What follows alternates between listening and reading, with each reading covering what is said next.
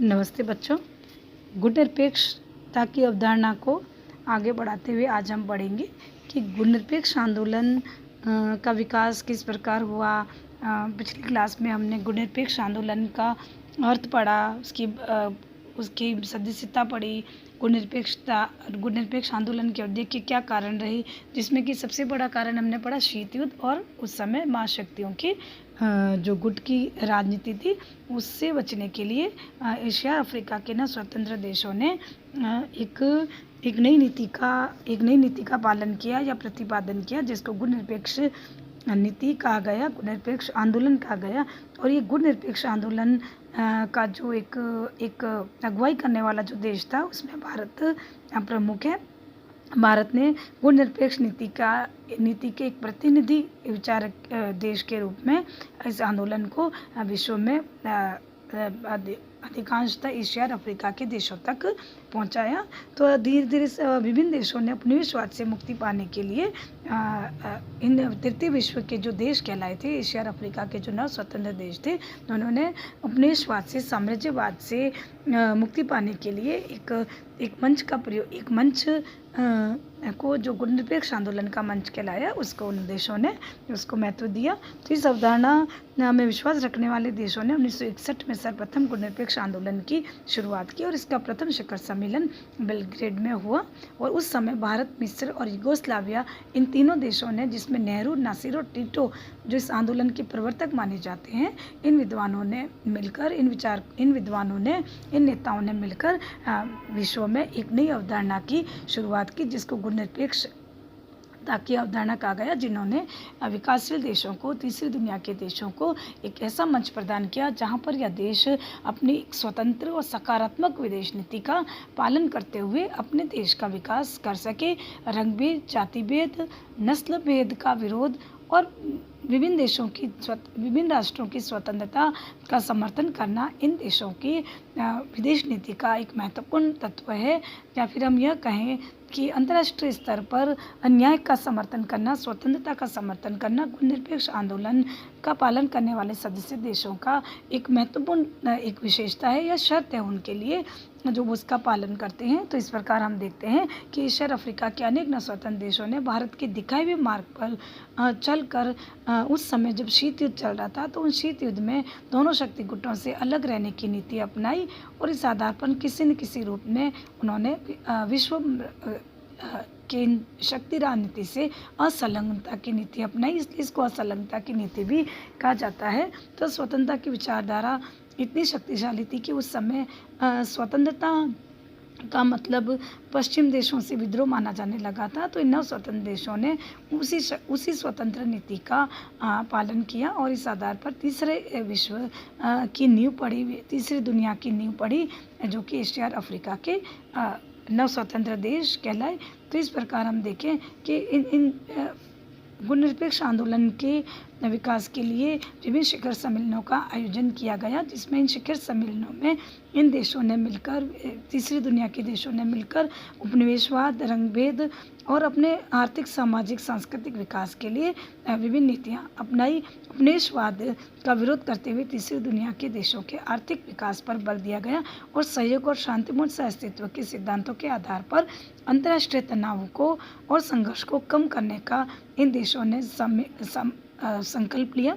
तो गुण निरपेक्षता में विश्वास करने वाले जो देश थे वह उस नीति पर चले कि विश्व में अंतर्राष्ट्रीय तनाव, संघर्ष और किसी भी प्रकार का विद्रोह न हो। तो इस प्रकार गुण निरपेक्ष आंदोलन की औपचारिक शुरुआत बेलग्रेड में हुई और इस प्रकार एक औपचारिक शुरुआत जो बेलग्रेड में हुई, उसके आधार पर इन देशों ने अपने देश की स्वतंत्रता को अक्षुण्ण भी बनाए रखा। फिर गुण निरपेक्ष आंदोलन का जो विकास है वो 1961 में बेलग्रेड शिखर सम्मेलन से शुरू हुआ। उस समय उसमें 25 देशों ने भाग लिया था। तो उस समय यही संदेह प्रकट किया गया था कि ये आंदोलन जो है वो सफल नहीं होगा। लेकिन आज अगर हम देखें तो आज की डेट में इस आंदोलन में लगभग 120 सदस्य देश शामिल हैं। तो इस प्रकार गुण निरपेक्ष आंदोलन में उस समय जब प्रथम इसका शिखर सम्मेलन हुआ था, तो उस समय इसके लिए कुछ शर्तें रखी गई थी कि कौन कौन इसका सदस्य बन सकता है। जैसा कि हमने पिछली क्लास में पढ़ा था बच्चों कि उस समय यह कहा गया था कि जो सदस्य देश है वो गुणनिरपेक्ष नीति पर और शांतिपूर्ण सहअस्तित्व का पालन करते हुए एक स्वतंत्र विदेश नीति का पालन करता हो, वह देश उपनिवेशवाद और साम्राज्यवाद का विरोध करता हो, वह शीत युद्ध से संबंधित किसी भी सैनिक गठबंधन या गुट का सदस्य नहीं होना चाहिए। उसने अपने यहाँ पर किसी भी महाशक्ति के साथ कोई सैनिक द्विपक्षीय संधि या समझौता नहीं किया हुआ होना चाहिए। उस सदस्य राष्ट्र ने शीत युद्ध के संदर्भ में किसी भी महाशक्ति को अपने यहाँ सैनिक अड्डा बनाने की अनुमति न दी हो। तो इस प्रकार की शर्तें रखी गई गुणनिरपेक्ष आंदोलन का सदस्य राष्ट्र बनने के लिए। तो उस समय एशिया अफ्रीका के अलावा अन्य देशों ने भी उस समय इसमें भाग लिया था और उस समय भारत चीन विवाद भी चल रहा था और उस समय क्यूबा संकट का भी टाइम था। तो उस समय इस आंदोलन ने विश्व शांति के मुद्दों पर महत्वपूर्ण रूप से विचार किया। तो एक टाइम था जब गुणनिरपेक्ष आंदोलन जो है वो राजनीतिक मुद्दों के लिए जाना जाता था, जिसमें स्वतंत्रता, उपनिवेशवाद, साम्राज्यवाद का विरोध, स्वतंत्रता का समर्थन करना, न्याय का समर्थन करना। लेकिन आज अगर हम उस समय के विकास को देखें और आज जब अगर गुणनिरपेक्ष आंदोलन की एक प्रारूप पर हम विचार करें तो ये आंदोलन एक आर्थिक आंदोलन के रूप में, एक आर्थिक मंच के रूप में परिवर्तित हो चुका है। स्वाभाविक है कि अंतर्राष्ट्रीय राजनीति में चूंकि विचारधाराओं का महत्व बदल चुका है, आज राजनीतिक विचारधाराओं से महत्वपूर्ण आर्थिक विचारधारा है अंतर्राष्ट्रीय स्तर पर। तो उसी आधार पर इस आंदोलन ने अपना थोड़ा सा स्वरूप चेंज कर लिया। राज्य एक आर्थिक मंच और आंदोलन के रूप में जो तीसरी दुनिया के विकासशील देशों की आर्थिक समस्याओं पर विचार विमर्श करता है। तो इस प्रकार हम देखें कि आंदोलन आरंभ होने के पश्चात गुणनिरपेक्ष आंदोलन के विभिन्न शिखर सम्मेलन होते रहे। लगभग हर शिखर सम्मेलन में विश्व शांति, उपनिवेशवाद और गुणनिरपेक्षता, शांतिपूर्ण सहअस्तित्व की नीति पर बल दिया गया था। और उस समय शीत युद्ध का टाइम था जब इसके शिखर सम्मेलन चले। तो शीत युद्ध के समाप्त होने के साथ साथ थोड़ा सा गुणनिरपेक्षता की अवधारणा में, थोड़ा उत्तर शीत युद्ध काल में गुणनिरपेक्षता की जो इसके स्वरूप में, महत्व में थोड़ा परिवर्तन आया। गुणनिरपेक्ष आंदोलन की सदस्य संख्या धीरे धीरे बढ़ने भी लगी, जो कि इसकी सफलता का प्रमाण है। लेकिन इस शिखर सम्मेलन इस दौरान इन सदस्य राष्ट्रों में आपस में तनाव या फिर विभिन्न तरह का संघर्ष या विवाद भी चलता रहा। तो इस प्रकार लेकिन इस सम्मेलन में निशस्त्रीकरण, अंतर्राष्ट्रीय विवादों के शांतिपूर्ण समाधान पर भी बल दिया गया। तो विभिन्न शिखर सम्मेलनों का हम यहाँ अलग अलग जिक्र नहीं करेंगे बच्चों, लेकिन फिर भी इसमें हम ये पढ़ेंगे कि किस प्रकार शिखर सम्मेलन में गुणनिरपेक्ष आंदोलन ने अपने आप को और परिष्कृत करते हुए अपने स्वरूप में बदलाव लाया।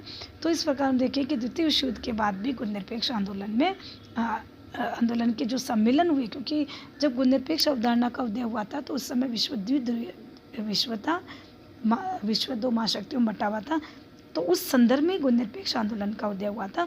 लेकिन शीत युद्ध की समाप्ति के बाद चूंकि अमेरिका विश्व की एकमात्र महाशक्ति रह गया और शीत युद्ध समाप्त हो गया था, तो उसके बाद भी गुणनिरपेक्ष आंदोलन के शिखर सम्मेलन हुए और उन परिस्थितियों पर विचार विमर्श करने के लिए गुणनिरपेक्षता ने स्वाभाविक रूप से आर्थिक विकास, निशस्त्रीकरण, नई अंतर्राष्ट्रीय अर्थव्यवस्था आदि पर अपना ध्यान दिया। और गुणनिरपेक्ष आंदोलन के जो सदस्य राष्ट्र है उन्होंने अपनी विदेश नीति के निर्धारण में पूर्ण रूप से एक स्वतंत्र विदेश नीति का पालन किया। तो बच्चों आगे हम पढ़ेंगे कि किस प्रकार गुणनिरपेक्ष आंदोलन शीत युद्ध के बाद गुणनिरपेक्ष आंदोलन की प्रासंगिकता पर प्रश्न उठा कि अब चूंकि शीत युद्ध समाप्त हो चुका है, द्विध्रुवीय जो विश्व की जो स्थितियाँ वो ख़त्म हो चुकी है, तो उस समय यह प्रश्न चिन्ह उठा कि गुणनिरपेक्ष आंदोलन कितना प्रासंगिक है। तो उसकी प्रासंगिकता पर भी सवाल उठे और आपके अक्सर एग्जाम में क्वेश्चन आता है कि गुणनिरपेक्ष आंदोलन की शीत युद्ध के बाद क्या प्रासंगिकता है या क्या प्रासंगिकता रही और वर्तमान संदर्भ में या वर्तमान परिस्थितियों में गुणनिरपेक्ष आंदोलन की प्रासंगिकता क्या है। इस तरह का क्वेश्चन अक्सर एग्जाम में पूछा जाता है। तो हम अगली क्लास में बच्चों गुणनिरपेक्ष आंदोलन की प्रासंगिकता पढ़ेंगे, उसका भविष्य पढ़ेंगे कि गुणनिरपेक्ष आंदोलन ने अपने आप को वर्तमान परिस्थितियों में भी अपने महत्व को और अपनी प्रासंगिकता को किस प्रकार बनाए रखा है, उसके बारे में हम चर्चा करेंगे अपनी अगली क्लास में। धन्यवाद।